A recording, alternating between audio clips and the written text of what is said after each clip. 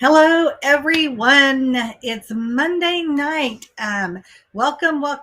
Jump in and say hello in the comments and let me know that you are here. I am super excited for tonight. This is our last night together, so I am going to share with you how I build a college list and just kind of talk through what that looks like. So, we don't really have a lot of slides or anything like that tonight. We're going to actually get to watch me go in and jump in and do this. So I see Miss Debbie is here in the comments. She's going to be saying hello to you guys. I see Wendy. Hello, Wendy. I see Linda. Hello, Linda. And I know we may have some people coming in over on YouTube as well. So, like I said, I'm going to jump in and I'm going to share with you guys how I build out a college list. So, hello, Julie. Welcome this evening. I see you there too. So, first of all, I want to just kind of talk through the general idea behind creating that. Hello, Georgette. I'm super excited to see you here tonight. So, when you're creating your college list, and I'm sure you guys have heard this before, and you hear people talk about, well, the list needs to be a balanced list. You need to have a mixture of safe, fit, reach, or wild card schools as we have now. So I want to talk through a little bit about that and what that looks like for you guys. So in the past, we've had three categories: reach, fit, and safe. And pretty much as consultants and as parents, when you look at the data from each school, then we would be able to determine, okay, so this particular school, the average test score is this, the average GPA is this. That could vary based upon majors, because there are some schools that have a higher acceptance rate, but when it comes to specific programs, like maybe their engineering or their business, it's more competitive. And so we would be able to look at those things and kind of know, okay, so you're likely to get into this school. This is a good fit. Maybe your test score is a little low. Maybe your GPA is a little low. Various other things could affect whether it's a fit or not, but it's a fit. And then we have those schools that had very low acceptance rates would fall into the reach. Well, this has changed in the last, obviously, the last year, and it really started changing before that.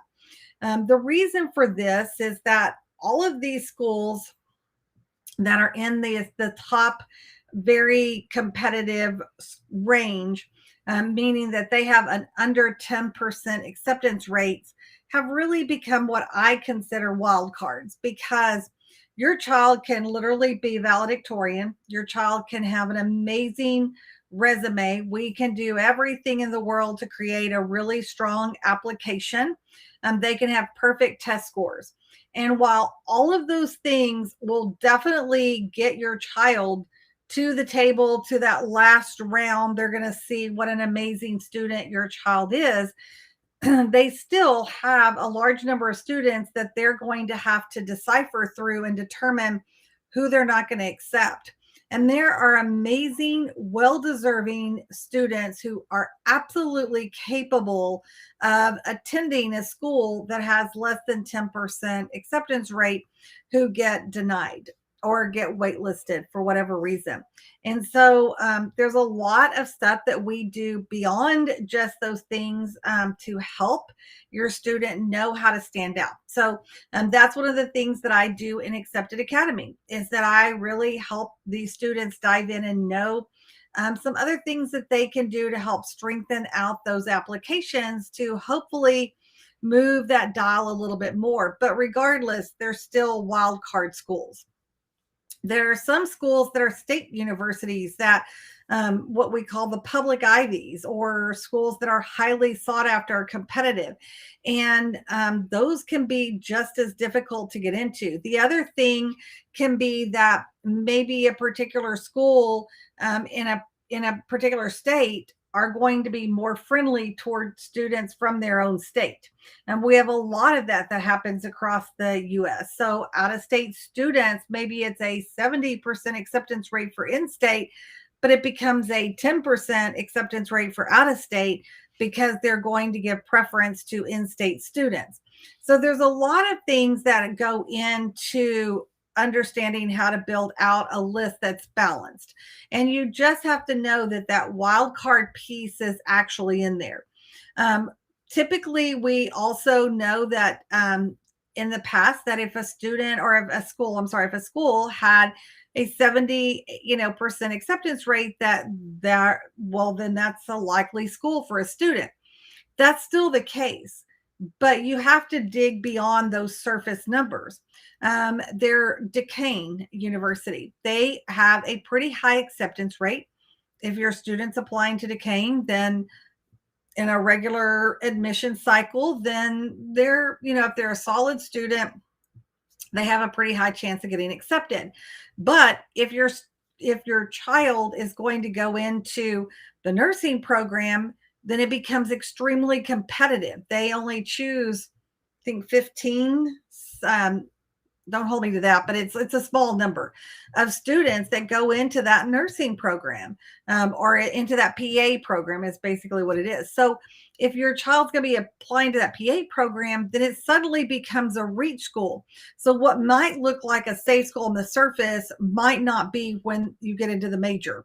So I'm saying that to let you know that you've got to look for both you need to look at the test scores. You need to look at the academics, where your student falls on that scale. We want to find how they fall within the major. We want to look at what the overall acceptance rate is, both as far as the school, and then also digging deeper into the major. So tonight I'm going to show you my system, what I use, and I use this in Accepted Academy. So Georgette and I forget who else is here, but you guys are going to get access to this. So when you work with me, this is a program that I use. Now, everybody always asks me, are there programs that are similar? How do I get access? Unfortunately, there's not a lot. If your student or your student's school uses Naviance, you can definitely pull some of the information from Naviance. That's a system that some schools have, some schools don't. If you don't have Naviance, you'll know that. I'm excited for you too, Georgette. I'm excited for you to get started. And then I know that there's a few other resources. Sometimes schools have something, sometimes they don't, but they typically don't go into as much depth as what I'm going to show you. But for time's sake tonight, I'm not going to be able to dive into a major because that's a whole other more in-depth information that we have to dive into, and we just don't have time to go through that. But I'm going to try to show you a surface view of what to do. You can also look at Big Future through the College Board. They do have some search tools that will help you. Again, it's not nearly as in-depth as this, but it does help. Now, I will tell you that while all of this is curated into a great system that's easily navigated, that gives you all the information, shows you your timelines, all of those things, you can find all of this information on websites. It is all available. So nothing that I'm showing you is like hidden knowledge. So if you go to the school's websites, if you do research, if you just have to find and dig for those numbers. And so that's one of the things that we do as consultants, and a lot of people don't realize, is that we are pulling all of that data ourselves. So in addition to websites that give us and tools that we use, like the one I'm getting ready to show you, I'm also out there creating spreadsheets, working with other consultants, pulling in data from the most recent school year so that we know what are the trends, what's happening, which schools are giving more merit aid, which schools are giving more of the other type of aid, need-based aid. So we're looking at all of those things for you. And when you're building out that list, it's important to look beyond the grades. Make sure that it's going to fit socially, that's going to fit economically for you. I was having a conversation today, and we were looking at a student had put a school on their list, and the parents are full pay parents, but when they looked at the list, they're like, "This school is $70,000." I'm like, "Yeah," and we talked about it, and the student was really wanting this school, but it didn't make sense. And so, that was a conversation the parent then had to have with their own child. So you need to know, like, what is your tolerance? Where are you? What can you afford? And then how much aid does that school give in merit aid or in financial aid to know if it's going to make it financially feasible for you? Okay. So I'm going to jump in now, and I'm going to share my screen, and I'm going to walk you through my system, and we are going to create a college list. So give me 1 second. Here we go. I am super excited. So this is Guided Path. This is a system I use. And this is Andy Awesome. And so I've already put some test scores in for Andy. We've already got some information in here.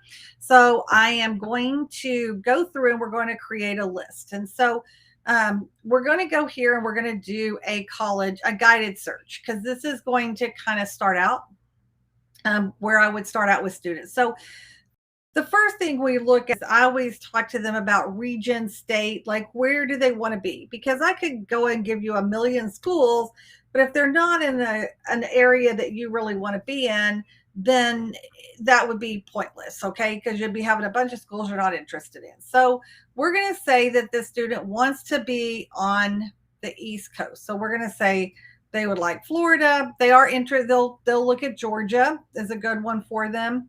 They're going to say they want to be in maybe Maine, Maryland, Massachusetts. Let's go there. Let's keep thinking through where we want to pick here. New Hampshire, New Jersey. We'll go with those. New York. We're going to go ahead and go with North Carolina. We could do North Carolina. Ohio would be an okay one. Pennsylvania and Vermont, we'll keep that one. Virginia, we're going to go with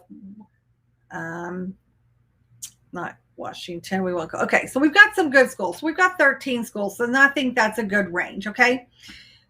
I don't look at a lot of these things for students to begin with, because then it narrows things down too much. But if your child is really looking at undergraduate size, and let's say they really don't want to be in this 20,000 plus school, they want to be in maybe any of these are okay. They don't want to be in under 2, but they're kind of okay with those. Then you might want to pick a specific number. Now, if your child is okay with anything, then you can go with all of it. Maybe they are wanting a big school, so they only want something to this effect. But let's say we're going to go with these 3 right here for right now. Okay. Then I'm going to go over to the academics. Again, this is good information for you. I don't really put a lot of this stuff in unless I'm really looking specifically for a certain range. So maybe I want to know exactly, I only want colleges that accept 21 to 50%. I'm looking for some fit schools. Maybe I'm looking for that safe school. Maybe I'm looking for that reach. So for this purpose tonight, we're not going to put that in. I don't really do the optional things. And a lot of these I go back and do later after we start narrowing down a list. There are reasons to use them, but to begin with, we're going to leave that pretty open. Now we're going to pick a major. Okay. So I'm going to say that we want to go into some kind of, let me just pick something here. Let's say we want to go into, sorry, I'm trying to decide which wonderful major I want to be in. Let's say we're going to go into science technologies, okay? So if we look here, there's all kinds of, I think I'm not going to do that one because that's going to give us more of the master's courses. I think we're going to go back up here and go into the communications. That's a pretty straightforward one. So we're not looking for media type stuff, we're going to be looking more at digital communications. Maybe we want to do mass communications. We'll look at that. Organizational communication, political communication. We're kind of open. Public relations, advertising. That all sounds kind of good. So we're going to put all of these things in for our major. All right. Then as I go through, if I want to play a sport, if those would be like if I have to have a basketball team. If I'm not at a school with a basketball team, I'm going to be very sad. The financial aid tab I would use when I'm working with a student who maybe has financial need. Maybe we need to know we're not going to get scholarships, but we want to know which schools are going to give a certain amount of scholarship. So this is a good way when we're narrowing down. Maybe we want to balance out of state costs. So we don't want these over 60s. We want to stay in this range for out of state cost. Okay. So we're going to leave that open because we don't want to go down too far. We can also ask, does it have the CSS profile, which we talked about, those type of things. And then social experience is going to be more about freshman retention. There are some social tags, like you want to be in a Christian school, a Catholic school, you're wanting Hispanic serving institutions or Jewish schools. So there are a few of those in there, but we're going to go ahead and hit search and see how many results we come up with, which is probably going to be a lot. Yeah, there's 61. And so 61 is a really good place to look. If you get a number that comes back at like 300, then you're going to want to go in. We're going to go in and we're going to narrow this down. So then what I do is that I go through, and of course, for me as a consultant, I have been on so many of these campuses. I immediately go in first and put in schools that I think that the student would be a right fit for to begin with. So when I'm helping build out this list, but I'm showing you as a parent. So when you're going through any kind of search, if you're looking at schools, if you're Googling, those are the things you want to put in: the major, a size of school, a location of schools, colleges in Florida that have communication departments, something like that. You're going to have to do it the old-fashioned way of just Googling if you don't have access to a tool. So, but I want to show you this because it is a really great way to kind of walk through and see how all the things that you need to look at. So I'm just going to pick a bunch of random colleges, and I'm going to pick some of all different backgrounds. Appalachian State, let's go with that one. Let's do Elon. Let's do Florida State. Let's do James Madison. I'm kind of just pulling. Let's do Ohio, because I want you to be able to see. Let's do Rutgers. Let's do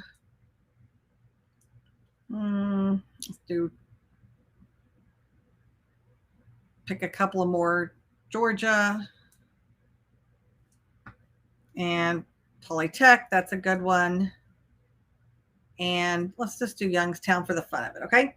So when I clicked those pluses, it's going to add them to the college list. Now, there's a lot of research that I do from here, but just for time's sake, unfortunately, I don't have time to go into that. So I just wanted to just see how we kind of come up with that beginning college list. So I come over here to the college list, and I'm like, okay, here are all the schools that this student could potentially be interested in. So then what we're going to do is let's start with Appalachian State. That's always a good one. We'll just start right there. And while this is pulling up, I want to say hello to Kathy and Parina and Lana.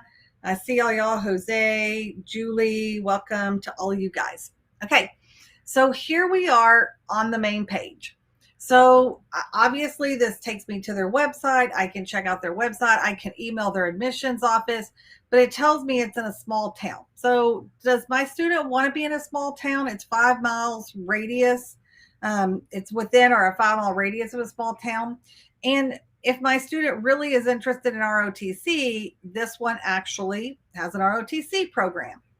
It tells me the student population, how many out-of-state students, which this is important to know when you're researching the school. And let's say you don't have this, so you're on the website, you need to find out how many out-of-state students that are there. So this one has what, 16,000 students, and 1,000 of those students are out of state.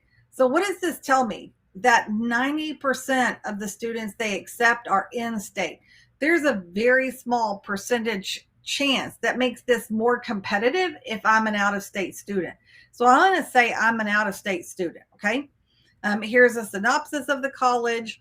I do want to know the retention rate, which is got a solid retention rate. It gives me a lot of information, how many students, the average class size for each student. Does it require any kind of special portfolios or auditions? So it does if I'm going in that direction. Does it require an interview? It tells me the cost of what it's going to cost me as a student to apply to that university. It tells me it uses the Common App, which is good to know if I'm using the Common App.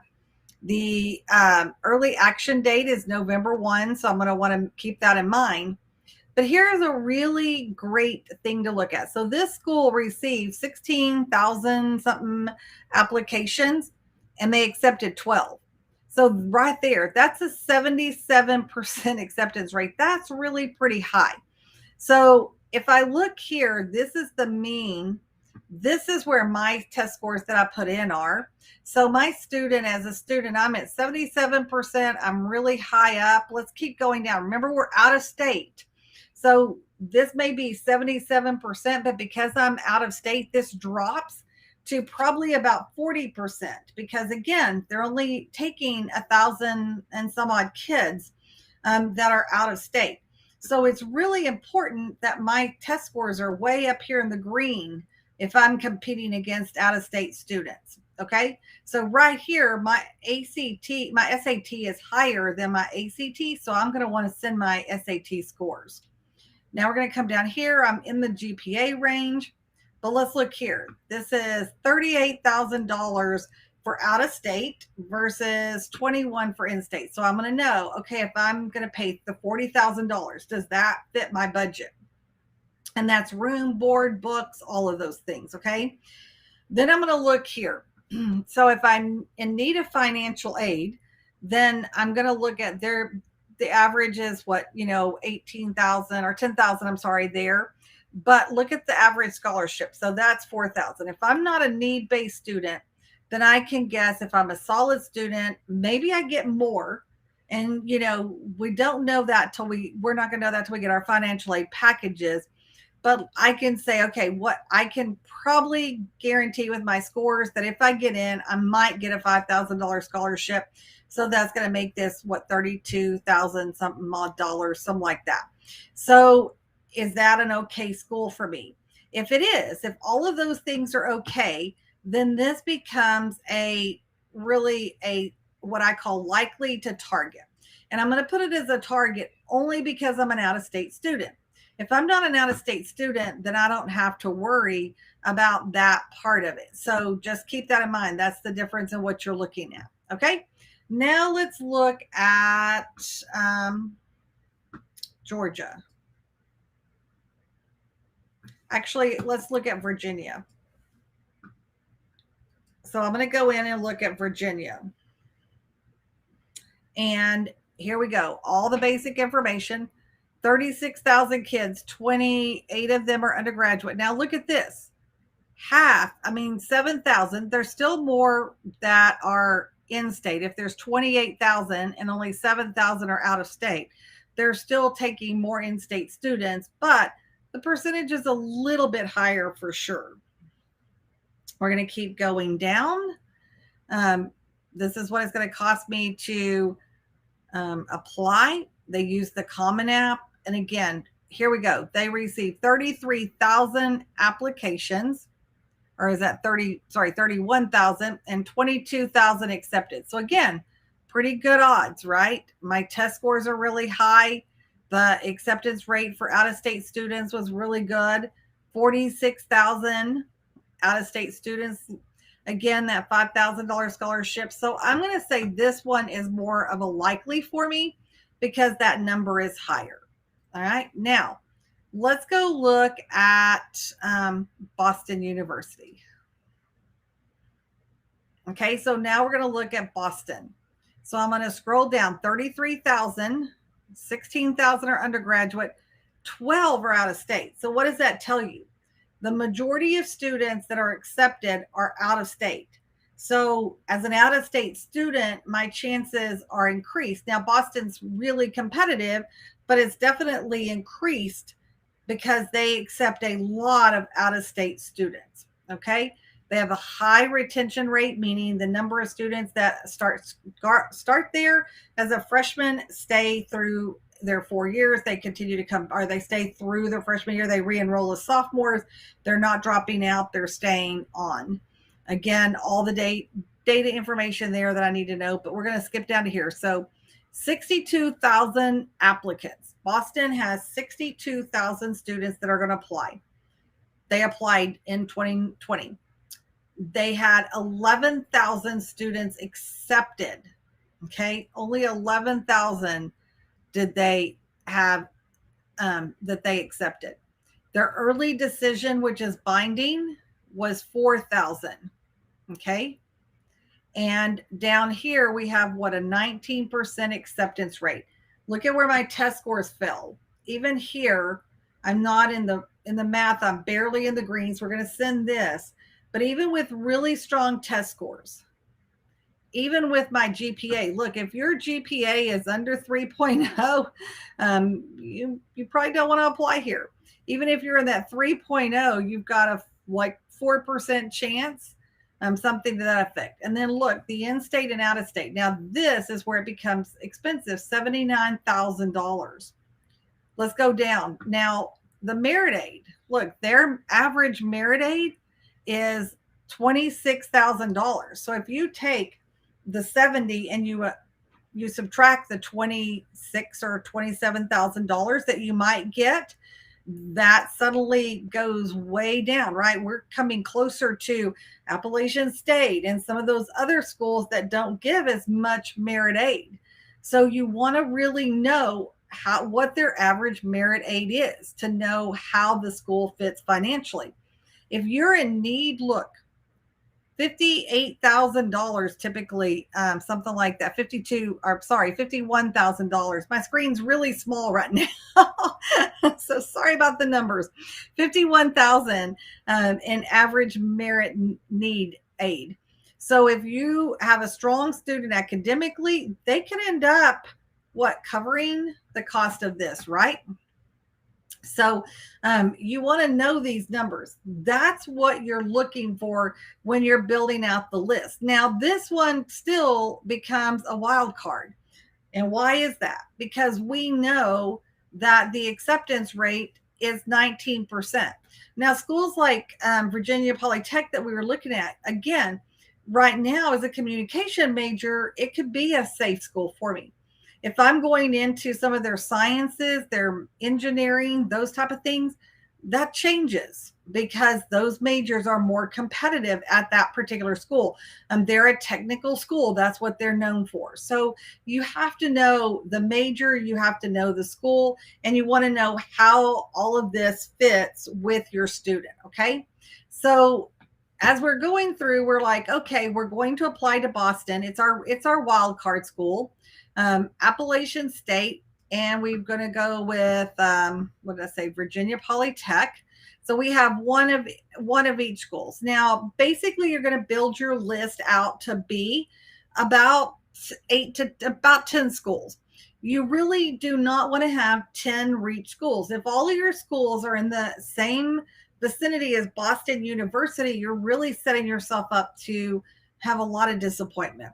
And I know that there are kids that really just want to be in those highly elite schools. So you may have a longer list because you want to put your name in. You want to try for more of those higher, I guess, more competitive schools. And that's okay. But you need to know if your student's a fit for that school.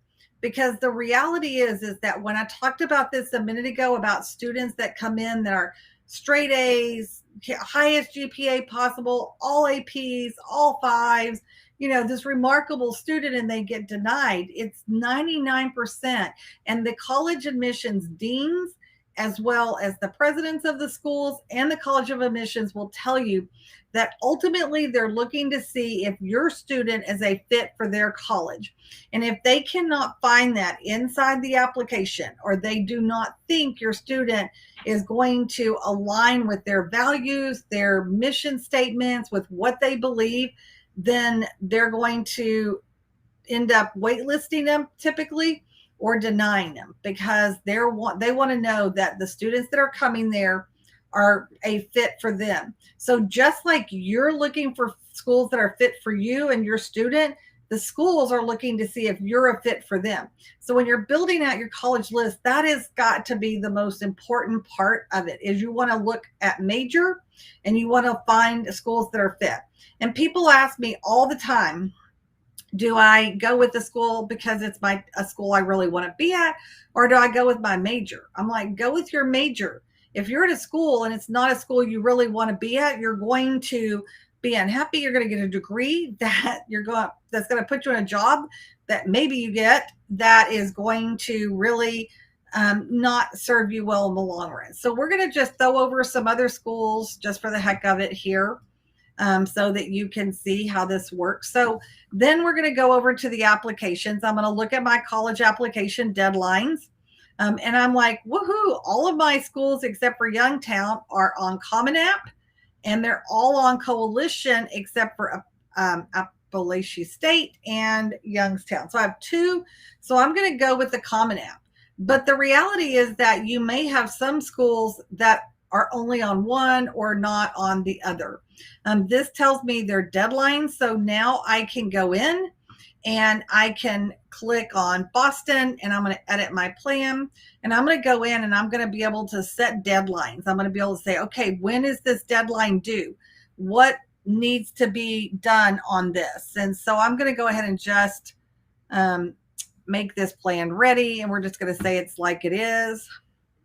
And then when I go back to my dashboard, you're going to see that right here, it tells me the FAFSA is due for Boston. The institutional app is due here.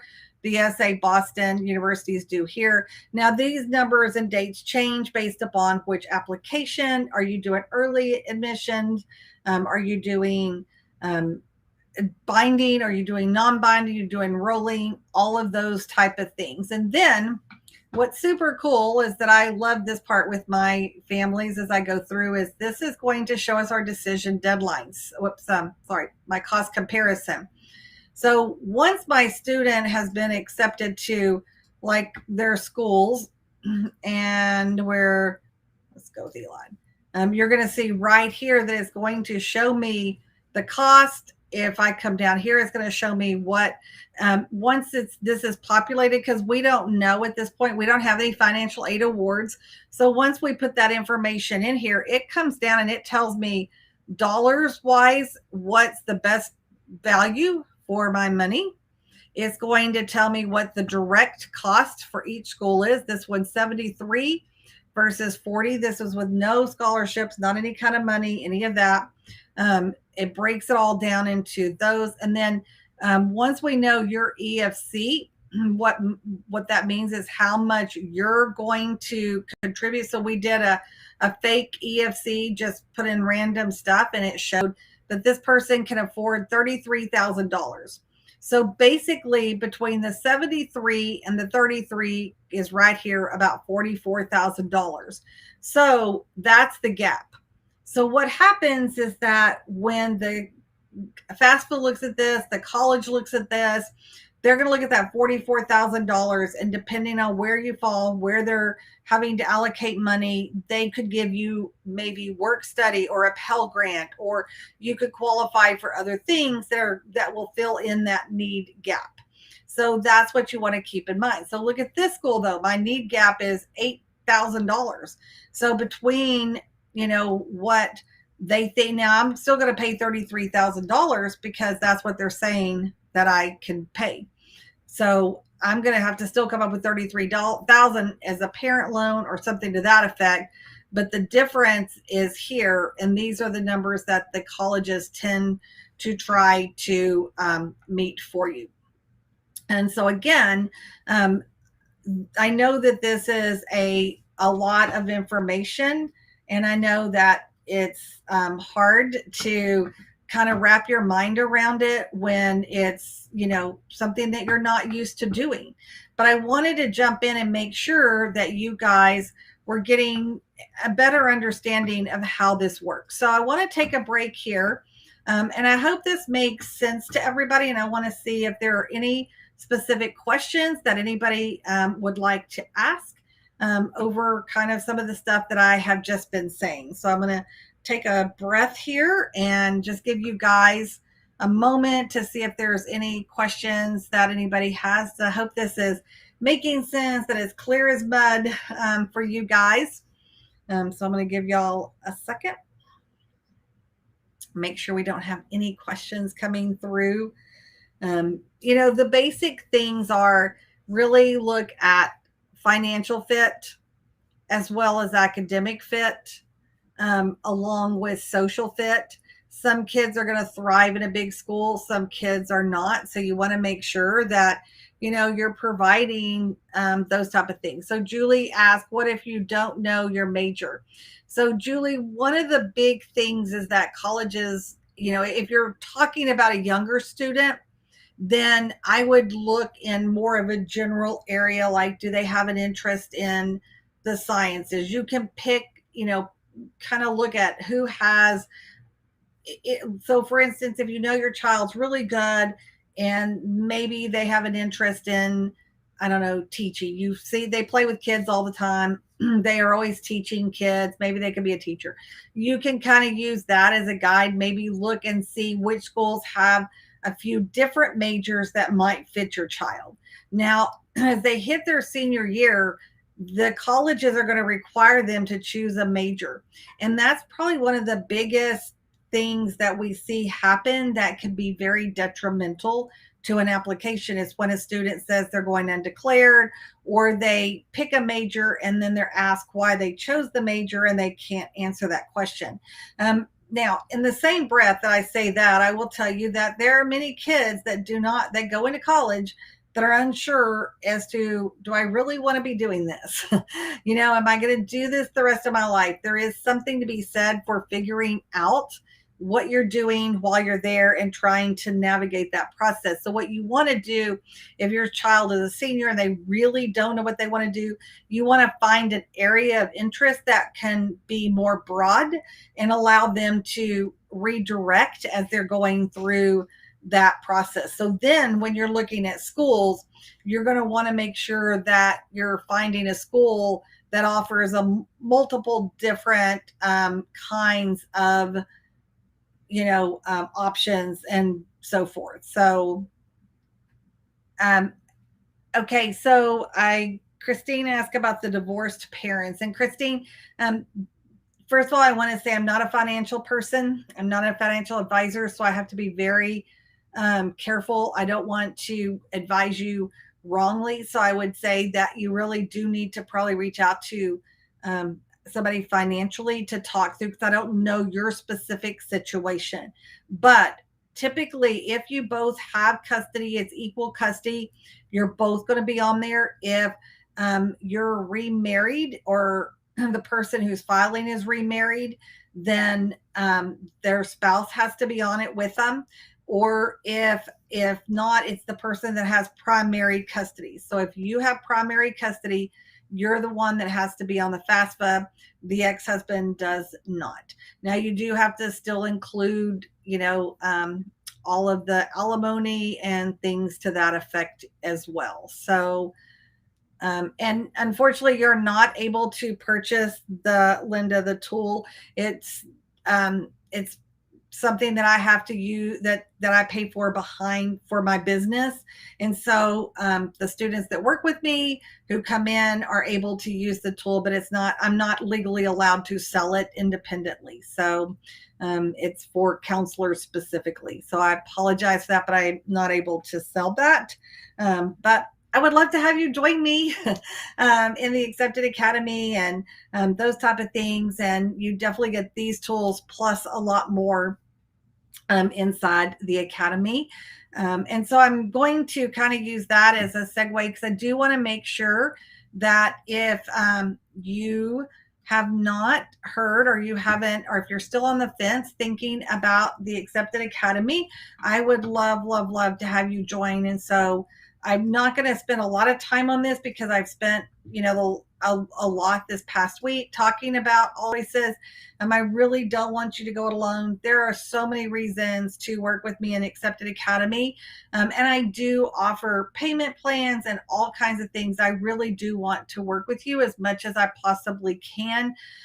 But the reality is that, and I wanted to show you this, because I definitely want you to see how to create a college list, even without the tool. Even though I'm not able to legally sell it to you or sell you a subscription to that, you still can go out and do this by researching the schools, finding the data. It is all out there. Just keep that in mind. Fortunately, if you're part of the academy, those type of things, and you're working with me, you do get access to it, which makes things a little bit easier. So I've talked about how you can work with me. You know about Accepted Academy.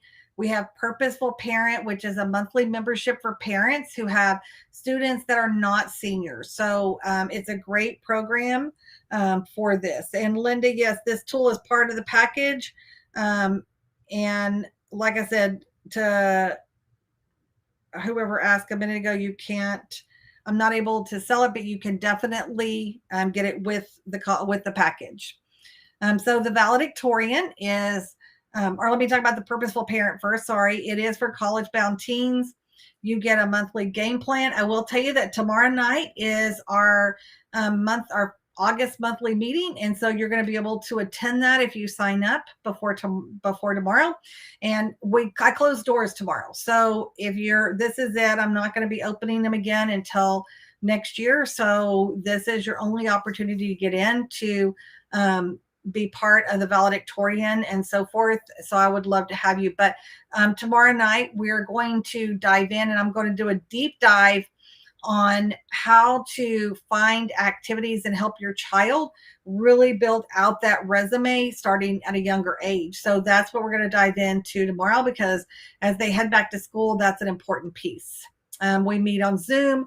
You get expert only events, trainings, resources, community, and the scholarship training database. You get all of those things for being part of the Accepted Academy. It's just, for being part of Purposeful Parent.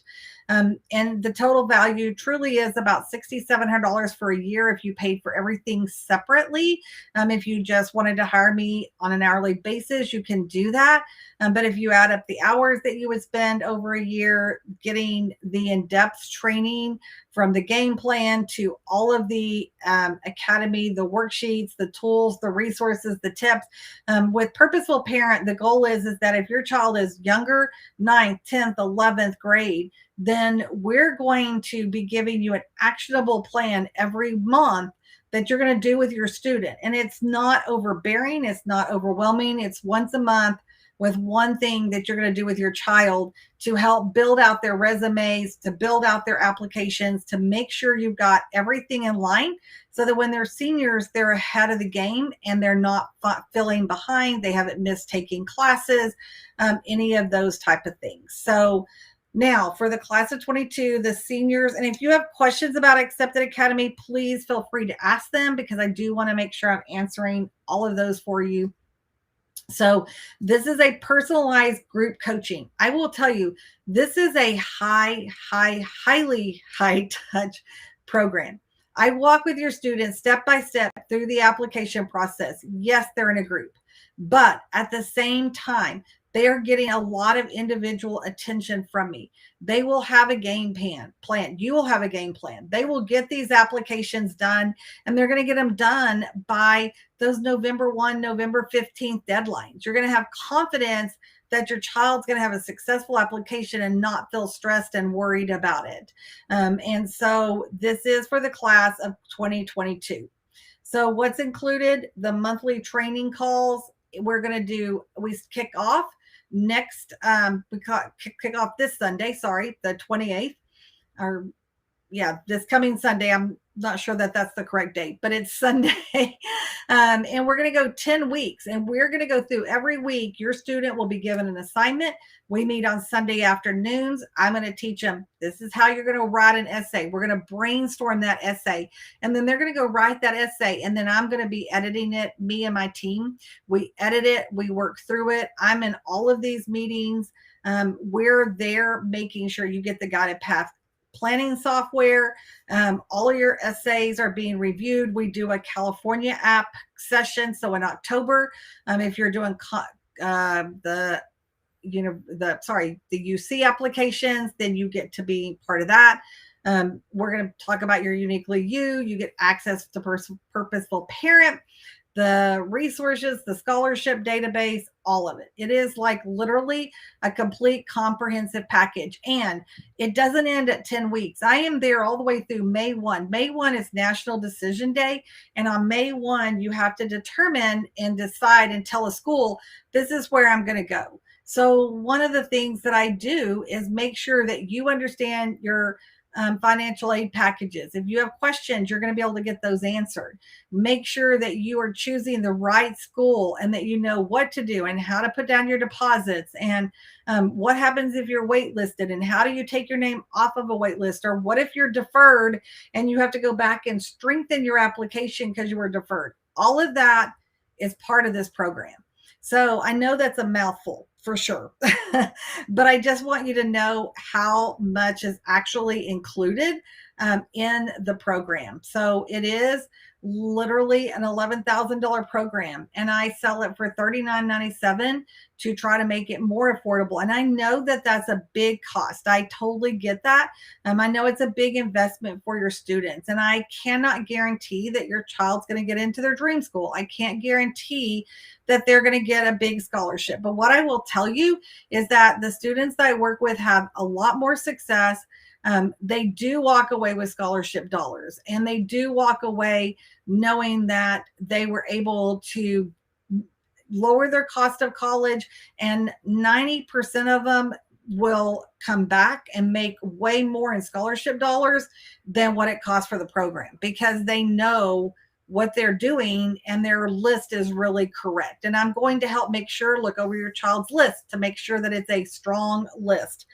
So that's everything. You can break it down into 4 payments. I do take credit cards, all of those things, but I would love, love, love to work with your kids. I don't want to miss that opportunity. So again, I have a couple of different testimonies from different people, and Jennifer, both of these have worked with me. They've both been part of the actual group coaching, and both of them, one's a current student and one is went through last year and has already been accepted and doing great. So I really do want to help you feel less stressed, more confident, and I'm going to be by your side every step of the way.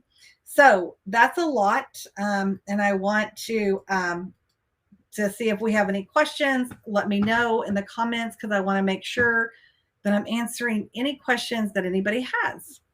So I'm going to take a breath because I've been going really fast, right? And I don't want to go so fast that I miss out on any questions that anybody has. Let me check over here in the YouTube. I don't see any new ones there. Do we have anything over here? Any questions about college? Any of the stuff we've talked about this week, I will be glad to take a few minutes and answer those. If you have questions about the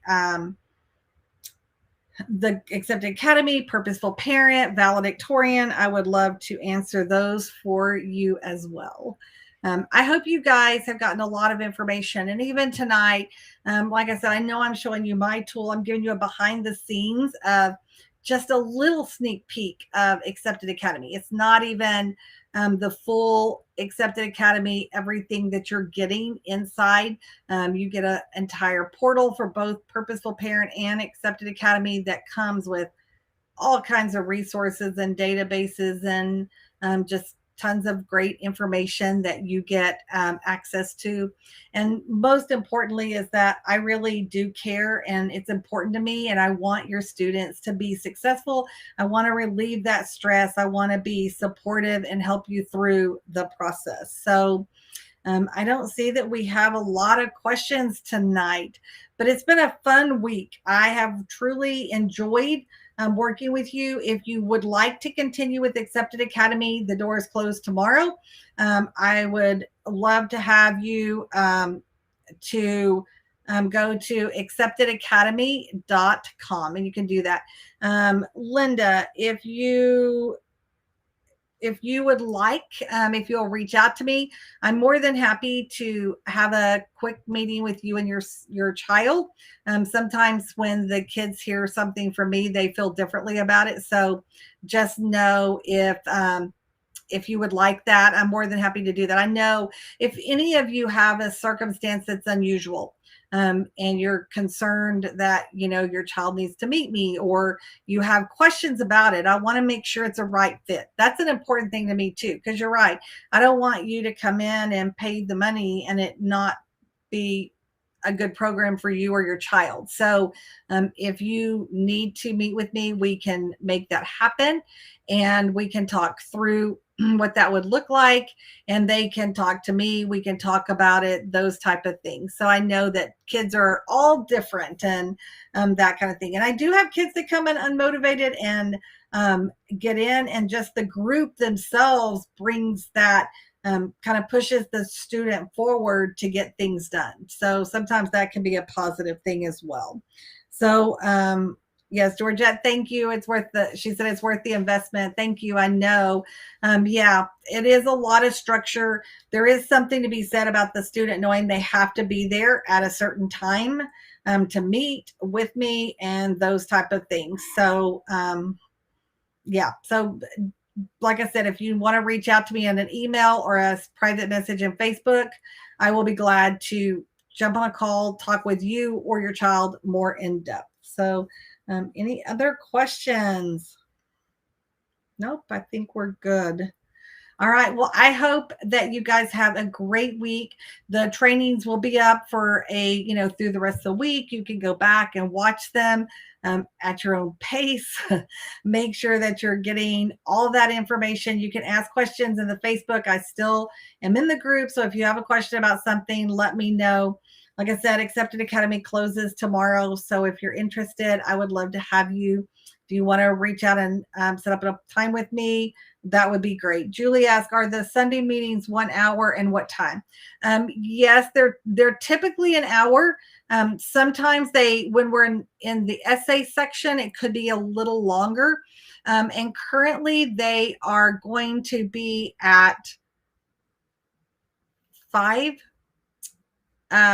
p.m. Central Time. Let's make sure that's right. So it'll be 6 Eastern and 3 on the Pacific Coast. I have to do time zone changing there in my mind. So that is typically where they are going to fall. So it's going to be like 5-ish in the evening and Central Time. So I try to work that out. So is there a financial advisor on your team as part of the valedictorian? I don't have I bring in financial advisors as experts who, one of the things that you do get is an actual walkthrough video with a financial advisor that walks through every step of the process for the FAFSA. And then I do bring in financial people to answer questions and talk to you in general, overall, Christine. So if you need a financial advisor specifically outside of that you want somebody to work with you one-on-one, then you can reach out. I mean, I can give you refer you to some people who do that. But as far as general stuff, I have all of that covered. And then, like I said, they come in and they do answer questions, and they'll answer specific questions, as many questions as you would like to ask that you're okay asking in the group. Then they're going to answer those. So hopefully that helps you too. Julie, hopefully that answers your question and helps you with those dates. And again, the link is inside the Facebook group. You can go to www.acceptedacademy.com and join there if you're on YouTube and need to know that email or that link. So again, and it should be in the emails that you guys have been receiving. So you're welcome, Julie. So again, reach out to me if you have any questions. I would love to have you. I hope that you will consider it will be worth your investment. And I would love to walk alongside of any and all of you who are here. So I hope you guys have a great week. And I'll look forward to seeing you inside the group. If you have any questions, just feel free to reach out to me. And I will. When is the deadline to apply to the valedictorian? The deadline ends tomorrow and it kicks off on Sunday. So the doors close tomorrow. And on Sunday, will be once you sign up, you'll be getting some information from me, and then I'll give you all the details for how to get started. Miss Debbie will onboard you immediately, and this week she'll onboard you in the next few days, and then from there we kick off our first meeting on Sunday. Cool.